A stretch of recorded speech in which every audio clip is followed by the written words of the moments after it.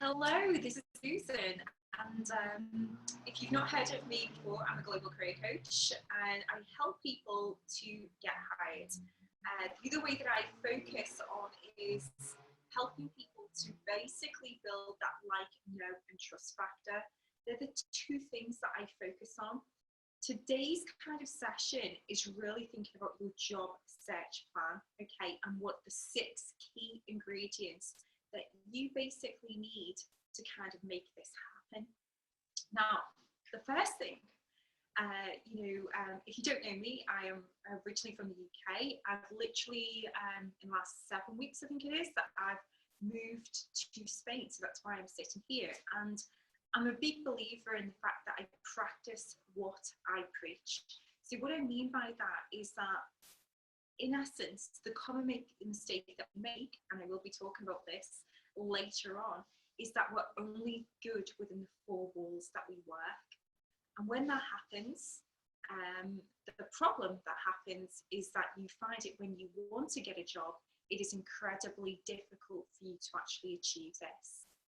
So let's really kind of focus on, those 6 key ingredients that you need to have in order to actually rev up that job search plan. So number 1 is actually the way that you think. So we've been taught the wrong thing. And this is really important to know. We have been taught the wrong thing. So in some senses, we're kind of got this mentality that we have to kind of cross our fingers and hope for the best in terms of when we send that resume or that CV to a company. And that's generally how we're basically taught to do job search. So in some senses, all the onus all the leverage, I should say, is with the company. Now, if you like that approach where you give all the ownership to the company and you have little to do whether you get hired, then my approach is probably not going to be best for you. Of course, I do still believe in the traditional sense of job search, but what I'm trying to say to you is that you kind of need to wake up.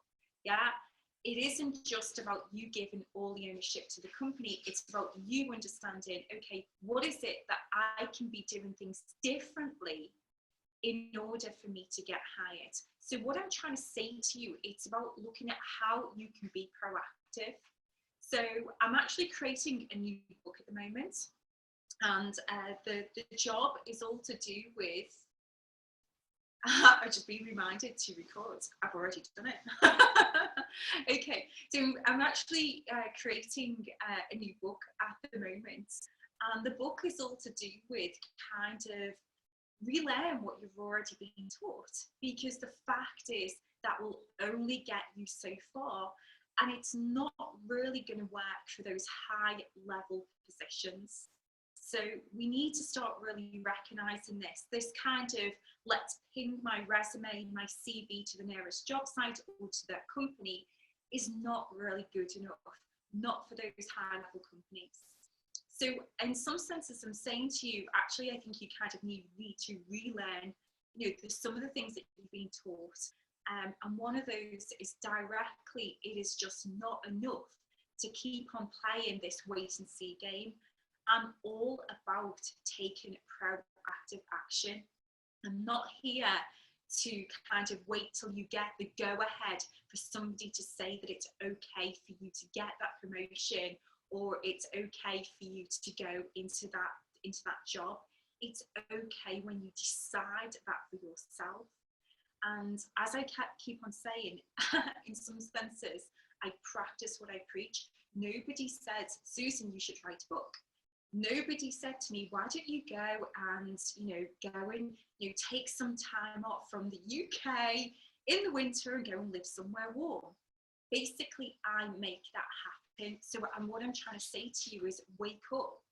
You need to make that happen for yourself as well. Okay, so the book that I'm talking about is going to be ready probably end of December, early January.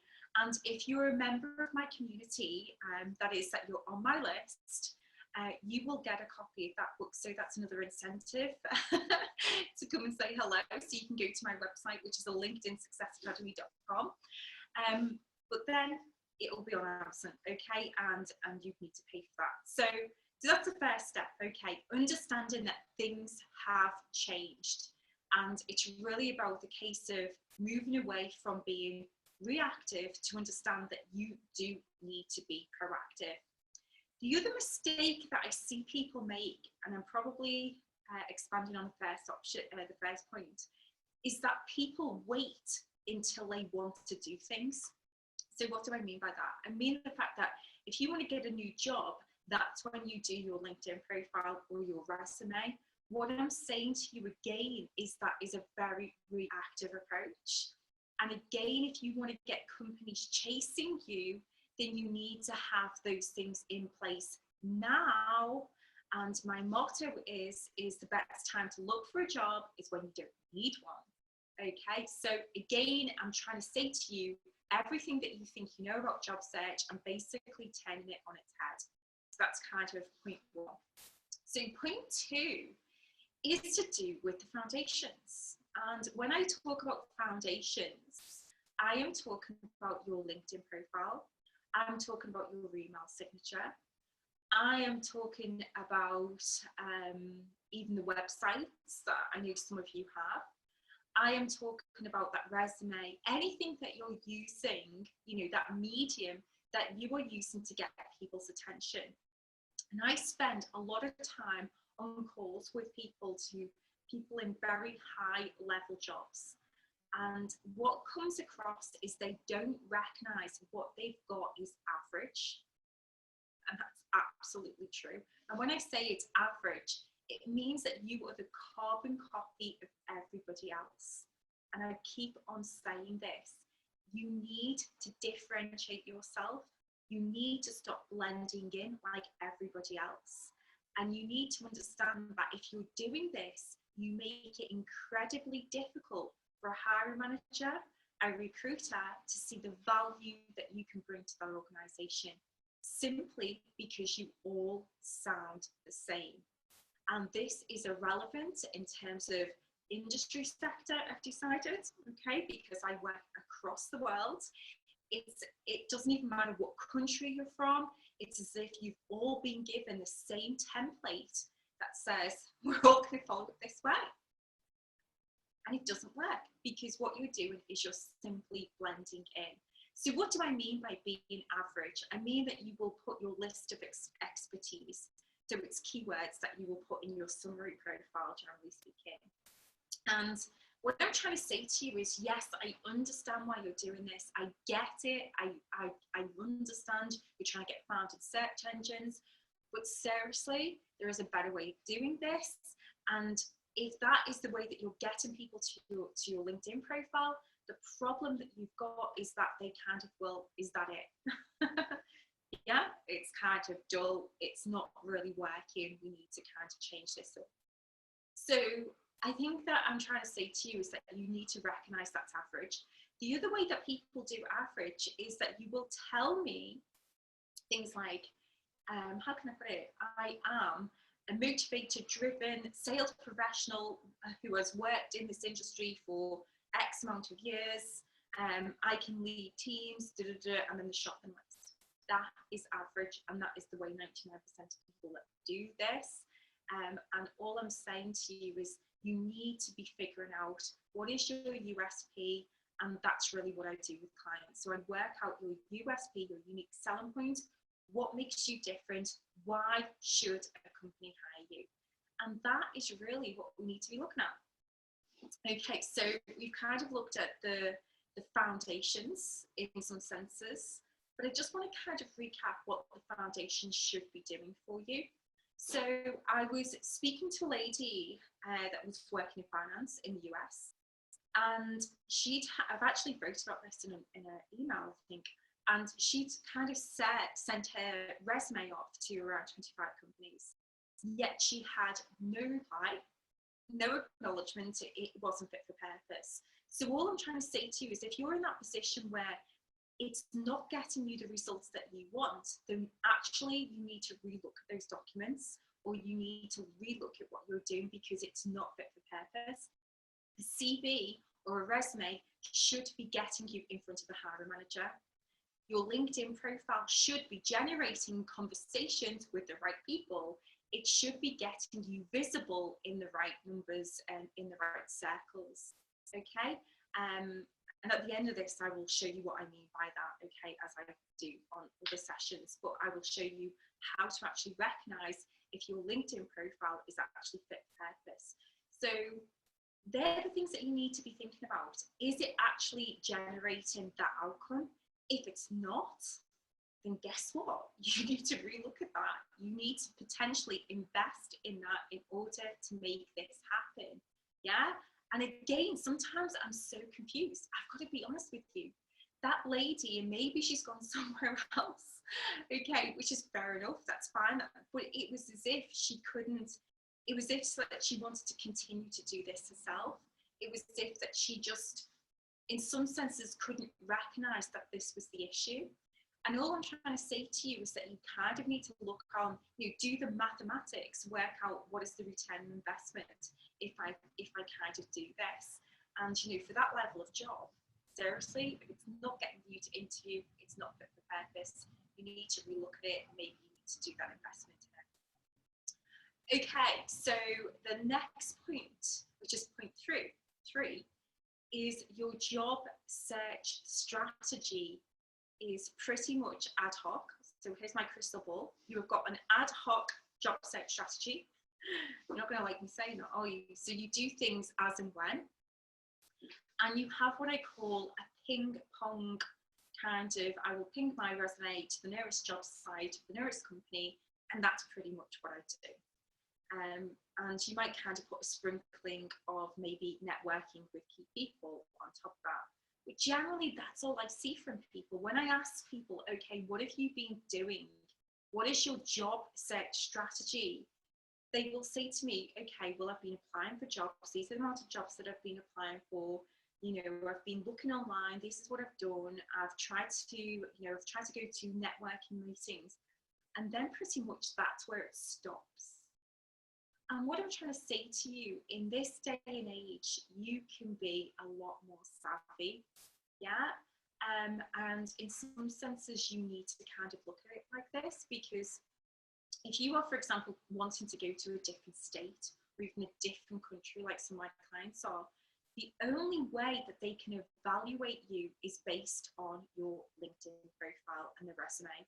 So surely they need to be the best that they can be. Yeah. So all I'm trying to say to you is that there's a numerous different ways that you can be putting yourself out there. There is numerous different ways that you can be doing this. One way that you can be kind of looking at this, for example, this job search strategy, is that you could actually be, in some senses, missing HR person altogether. You can actually go forth and look at, well, how do I how can I pitch to that right person? So you could be potentially using LinkedIn, to identify the key person, for example. And then you could be kind of, well, I kind of approach this in some senses in what I call a show and tell letter. So in some senses, what we're doing is pitching to, a company in terms of why they need you. So if you find that you're constantly getting stuck at HR, where you're not getting to that next level, then why don't you kind of just miss out HR altogether? And that's what I do, is I help clients in some senses work out, well, okay, in the show and tell letter, how can we kind of write that kind of message to the hiring manager who has a need for what I want, okay? And I also go into kind of more detail in terms of, in some senses, this is a numbers game. Let's be clear, this is a numbers game. And you need to recognize the more people that know you exist, the more people that know that you need that job, or you're looking for that job, or you're open to opportunities, the more successful that you're going to be. So one of the things that you've got to be really frank with yourself is that it's sometimes a case of rinse and repeat. You need to know what your job search activities are, and kind of work through these, each day, and schedule the time to do it. Sometimes people aren't successful because either they don't know what they need to do, or they're not scheduling the time to actually make this happen, and therefore it's an ad hoc approach. You could also be building your reputation. This is another way to kind of look at this. You could also be building your reputation within your industry. Yeah, you could be becoming that go-to person for your industry. And again, I'm afraid, yes, in some senses, this takes time to do, but you can make great progress if you know what you're doing within 30 days. That's the real difference. You can make great progress. And as I've, kind of said before, and I'm just going to give you an example, so bear with me when I share the screen with you, is you look at my profile, which is there. I just clicked on the wrong button. Okay, who's viewed your profile? So I'm hoping in 1 second you will be able to see my profile. So you can see that in 90 days I've been able, I'm hoping that you can see that, and if you can't, I'm just going to talk what it's saying, that you can see there's my KPI. That's what I was trying to say to you before, is look at who's viewed your profile, look at how many people have viewed your profile in that 90-day period. And, it needs to be a considerable amount of people. It's not just any people, it needs to be the right people. It needs to be the right people within your industry. So who are the right people in your industry? It's potentially your gatekeepers, recruiters, it is your hiring managers. It's the companies that can actually give you what you want, okay? And it starts with great foundations. So that's another way, okay? So you kind of need to be thinking about it, these key ingredients, in some senses, they interlock with each other, they kind of build on each other. So you need to be thinking about it in this way. So we kind of talked so far in terms of, in some senses, the old school approach is dead and buried. I'm not saying that you can't send an application, I'm just trying to say to you that actually you can be a lot more proactive. You can actually do a lot more than you think. You don't have to kind of cross your fingers and, in some senses, hope that you get picked for that job or for that interview. You need to understand foundations to key. You need to understand that you do actually need a cohesive and, a really kind of well thought out job strategy. A job strategy is not just let's ping that resume to the nearest job. You can be proactive. You could, for example, start building yourself as the go-to person for your industry. The reason why people don't do this, if I'm honest, is they're scared. And they won't admit it, but that's what it is. They're scared about what other people will think. My advice, get over it, okay? Just like I've had to. I mean, I didn't want to particularly do these live streams. If I'm completely frank with you, somebody said to me, hey, you're going to need to do these. I would have said, probably not, but I've had to get over that. Now, I'm not saying that you need to do a live stream, but there are other ways that you can get yourself visible within your industry. And again, get over whatever excuses that you're talking, so saying to yourself in your head, because you can do that. Which kind of leads me to building you as a brand. Okay, so this is point number 4. Point number 4 is so key. This, I can't really kind of say that if you can do point number 4, you make the whole thing of job search simple, easy. Yet this is the point, or this is the thing that will stop you, because you will be scared about what other people will think, and you will make excuses why you can't, blah, blah, blah. And to be honest with you, it's boring. Just make the decision that if you're going to do this, do it properly and just put yourself out there.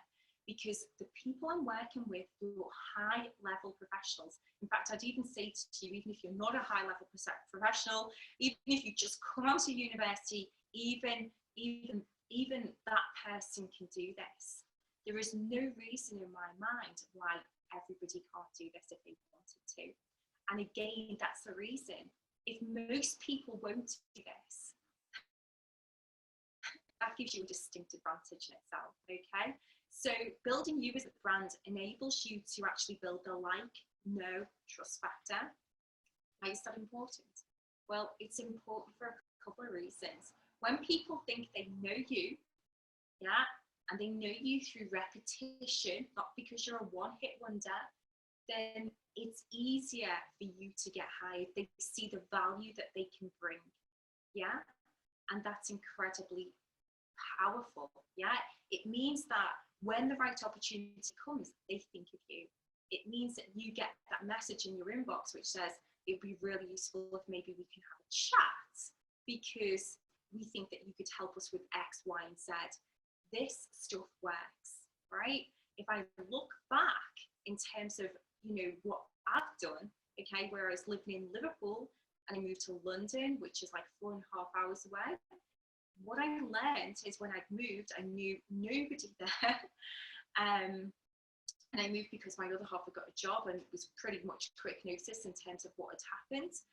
And what I'm trying to say to you is when I'd done that, people had already heard of me when I arrived in London, which meant that it was actually a lot easier for me to get hired, even though I didn't know anybody, you know, that I thought. But they had heard of me because I built my brand. I built a reputation about what I do. And that led to one of the best jobs in terms of pay that I'd ever had at the time. It led to me being able to negotiate a 4-day week. It involved me actually going into the cabinet office in London, kind of influencing careers on that national level. And that came across because they had heard of me and they created, listen to the word I've just used, they created that position for me in the organisation. So it does work. It's allowed me to be where I am now, which is sitting here, okay? And it can do the same for you. So really think about, okay, what could I do? Because you can do it. It's just that you actually put yourself off from doing this. Okay, so the next point that you kind of need to understand is how to really excel at interviews. This is key, okay? Because if you start doing the kind of those other things, you are, whether it's an informal interview, whether it's a formal interview, you're going to get that kind of, you're going to get that time with that hiring manager at some point. So what I try and say to people is you really, really, really kind of need to understand, you know, how to excel at that time. So I was working with a client very recently, I think it was about 3 weeks ago, and one of his issues was that he was getting a lot of interviews. And I could see this because I do consultations with clients, and I could see, wow, you get a lot of interviews. But for some reason, they're not seeing the value that you get or that you have. And I said to him pretty much straight away in the call, I said to him, that's probably what you need to focus on, really, is how to excel at interviews. And we made that decision where we were going to do that interview with him, that kind of how to set it up and how to kind of perform an interview. This is a true story, and do you know what? I think I actually might see if he'd let me use this as a potentially testimonial. I got an email back from him, and he said, okay, after 2 weeks, you know, meeting you, I've managed to, I had another interview and I managed to do a really good job. In that interview, he managed to actually get promoted before he even got hired. They loved him so much that on the way, they basically said before he left that they've got 2 other candidates that they needed to interview and that they would let him know the next day. In fact, what happened is they let him know on the way home, and they thought that he was such a great candidate that they actually offered him more, 2K more than what they were going to do before. That is an amazing and that is an absolute true story. And the reason why I'm sharing that with you is that he was able to basically showcase the value that he could bring to that organisation. And that's what I was able to do within that interview. So I was able to help him to structure his answers in such a way that they could see the value. And, you know, one of the things that we looked at is how we can actually change the interview into something more conversational. So I actually showed him, for example, how he could actually be using I call it the one killer question at interview, to actually change this, where basically he was kind of taking, in some senses, the power back. And that's what he'd done. He actually was able to do this because most people see that the company has all the leverage, but he was able to showcase himself in such a way that it was a no-brainer. He was the person for that role. Okay, so that's an absolute true story. I will email him to see if I can actually get a testimonial from him in that way. Okay, this leads to the next point in time. So at some point you are going to get that job. You are going to get hired. And this is my crystal ball for you. The crystal ball is the fact that when you get that job, what will happen is that you will, after all the pain and all the heartache of going through this job search process, what tends to happen is that you stop everything that you've been doing. So basically what I'm trying to say to you is that you go invisible again. And when you go invisible, when people don't know you exist, when people don't know the value that you can bring to the organization, well, guess what? You can never, ever get companies chasing you. It's an absolutely impossibility. So the way that I always leave kind of or end my emails is get noticed, get hired. And you need to understand that if you go invisible, that's exactly what's going to happen with you. Yeah, so it's really important that visibility is absolutely key. It is really key. You need to understand that, okay, I've got the job, and the reason why I'm going to keep on being visible is for two reasons. A, you are redundant proofing your job. So again, if I come back to number one, I've said to you, you need to be proactive, not reactive.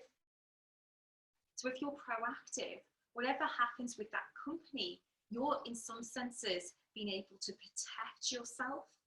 Because if the worst thing did happen, it's going to be a lot easier if you have kept yourself visible to actually get that next position. So that's number one. The other reason is most people like the concept of the companies coming to them, headhunters checking them out, and it's a great way to work because, again, that's about being proactive. It means that if you do this, you've got a chance of getting a better salary, negotiating a better salary, people seeing the value in terms of what you bring. And that allows you more leverage again. So it means that, you know, if in the future you decide that you want to leave, you're not starting from square one again, because that's what happens. You've gone invisible, people don't know that you exist.